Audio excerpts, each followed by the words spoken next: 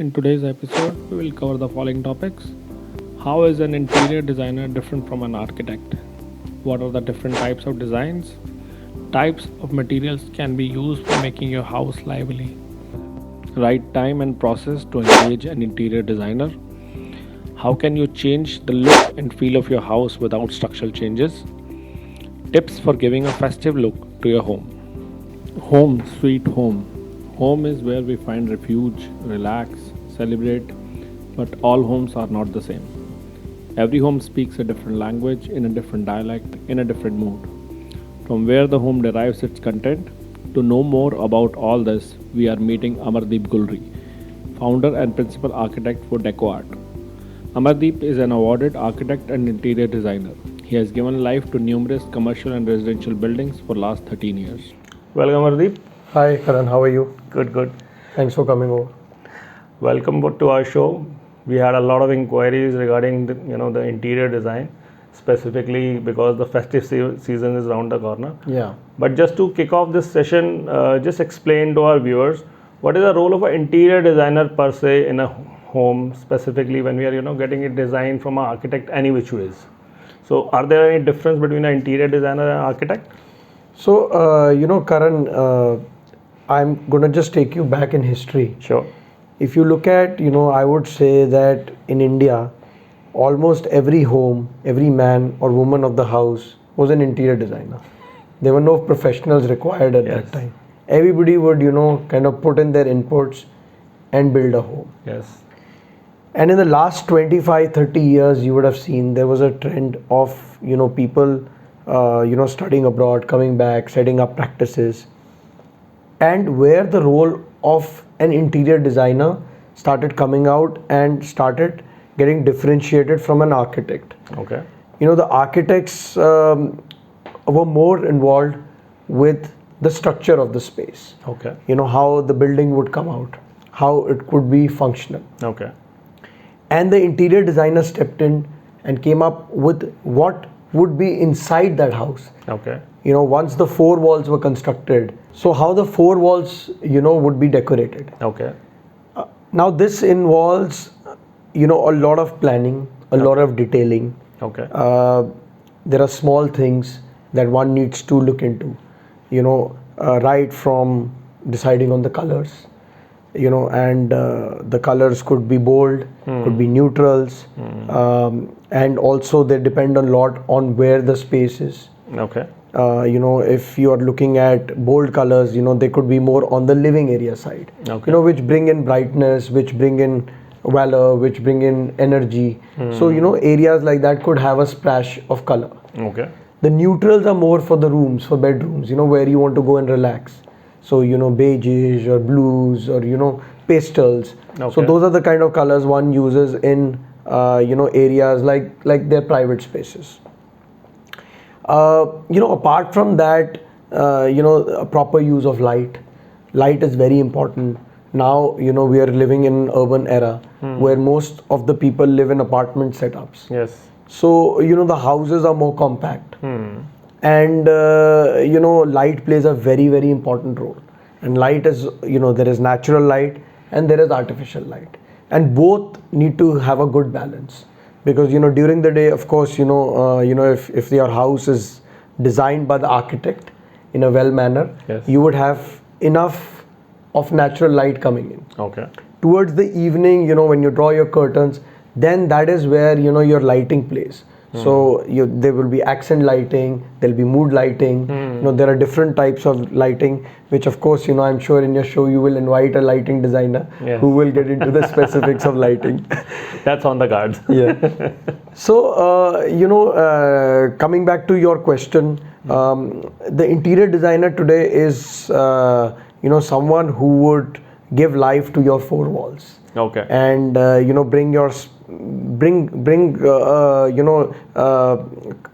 bring a lot of things on the table in your house. So, right from your furniture to your decor, to your curtains, upholstery, everything will, kind of blend together and create that space. So basically, an architect is basically who is more concerned or who is more involved in designing the layout of a place, and interior designer will basically, look at the aesthetics, or the kind of furnishing required, or what is the basic requirement of the people who are living there, and then design it accordingly. Correct.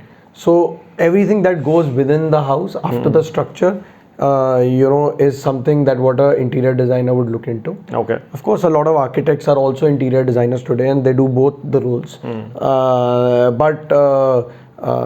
There and then there is people like to also hire Both separately, yes. and then they bring them together and they work in synergy. Okay. So that like you said, the layout, there will be a layout that the architect will design, and then there will be a layout where the furniture placement is. Okay. And of course there is interior architecture also involved, where an interior designer brings that on the table, and harmoniously kind of blends the architecture and the interior together. Okay. So coming back to, let's say, the interior of the things. So what are the kind of materials or used, or what are the different style of designing for a interior, from an interior designing perspective? So I would tell you, the basic designs styles are, there's modern, Okay. there's contemporary, there's classic. Okay. So modern is more of the 20th century. Okay. During the 20th century, a design where there were a lot of straight lines, where there were a lot of earthy materials, natural materials being used, like concrete, cement, all these things which would, it was minimalistic, but it used a lot of materials, and it was more on the straight line side. Okay. So, that is what the modern era was. Okay.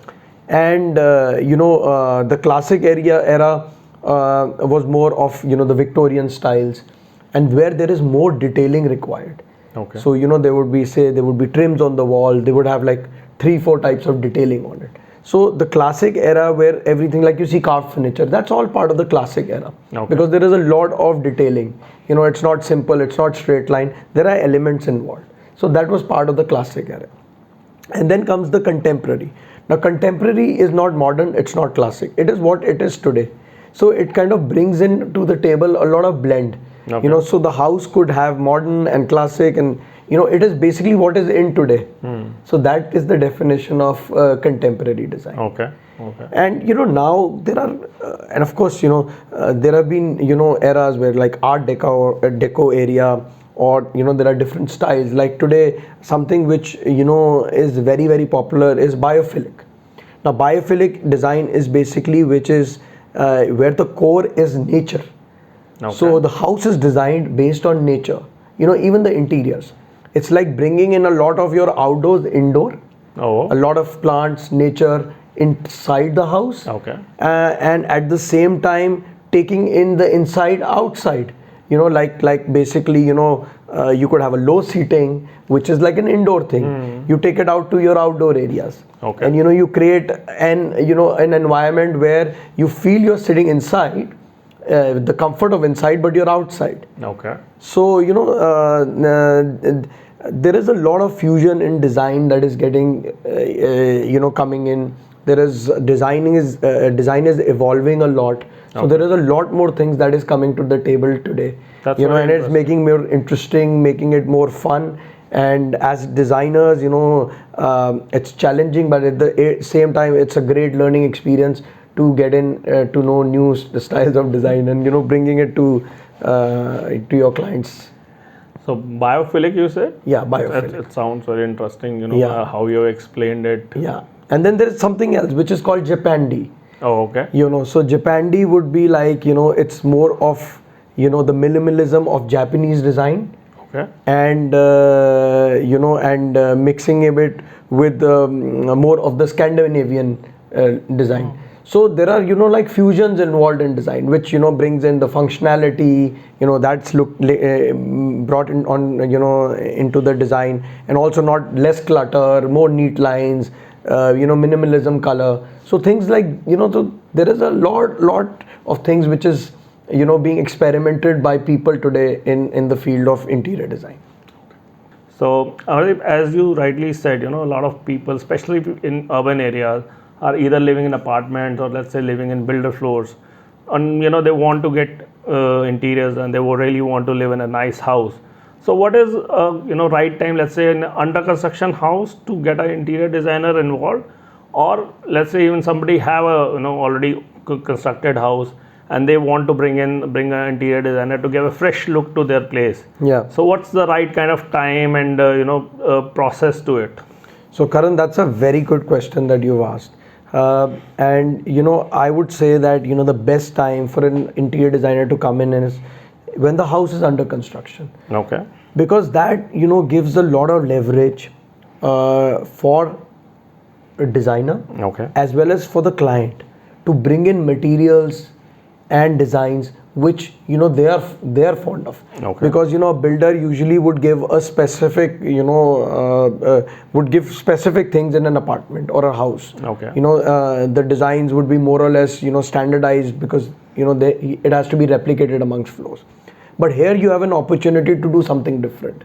So if a designer comes in where the building is under construction, a lot of changes that one would have to do in a house that is already constructed would not have to happen. Okay. So that can happen at a design stage where the construction is there, and without spending in much any extra money in terms of building the skeleton, the basic interior of the house. So for example, like say you would want to use a particular stone, or you would want to have a particular design for your ceiling, or particular lights that you want to use. So all those can be incorporated before, rather than you changing them when you already get the space. So basically you can get it customized as per your choice. Absolutely. Or as per your preferences. Absolutely. Otherwise, there's a lot of destruction which you Correct. can save, which is if you Absolutely. buy something. Absolutely. There's destruction, there's loss of money, there's loss of time. So you would save all those things. So it's really, people keep thinking that, okay, once we get the possession, then we'll think of hiring an interior designer. But I think ideally, once you're in a planning stage, or you've already booked a place, if you could get your designer in at that stage, it would make much more sense to you economically, as well as in terms of getting the right aesthetics for your place. So when, let's say, brickwork is starting, round about that time will be ideal per se. So ideal, I would say, even before you have kind of, as soon as you bought the plot and you brought in an architect, that's the right time to bring in an interior designer. Okay. You don't need to be building the bricks. It could all be done in paper. Okay. And then move on to, the construction of the space. As per, the interior designer and the architect collaborating together to bringing out the right designs for your space. That's nice. And let's say, a lot of people already have places, which are old, or which they are living in for some time, and they really want to freshen it up.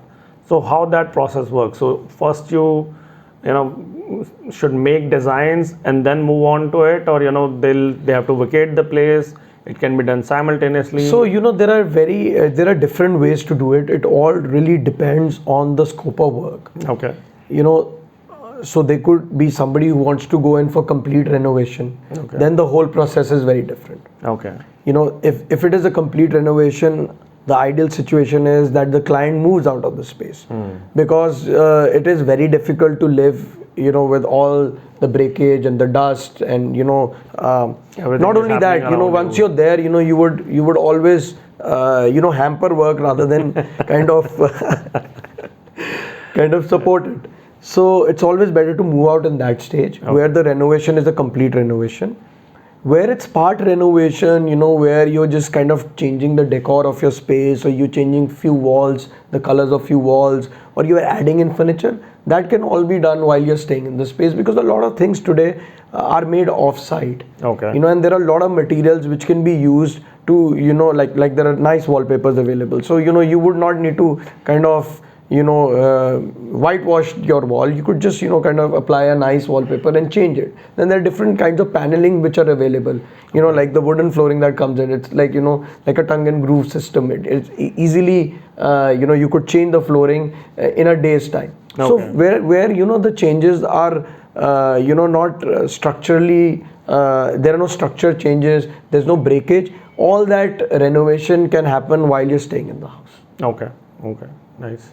There was another question, I was just thinking, there are in fact a couple of viewers also emailed me and asked me this, that as the festive season is around the corner, so any tips how you can, somebody can just lighten up their walls or lighten up their house in such a way that it all feels festival mood or vibrant mood. So what Karan, kind of- I, this is a question that I am asked like by all my friends and family, and everybody Free who's tips, calling free tips. for free tips. Yeah, so I'm happy to give them to you also. This is the time of the year when a lot of people want. There is automatically happiness that sets in, and you want it to be reflected in your home. So small things that you could do which can change the look of your house. Okay. Is in terms of add a little bit of color. So the easiest way to do is kind of change the cushion covers. Oh, Change the cushion covers on your sofas, on your on your beds. Change them, add nice bright colors. This is something which is not permanent. You could change it back again, or you could have this extra set which you bring in out for your festivals.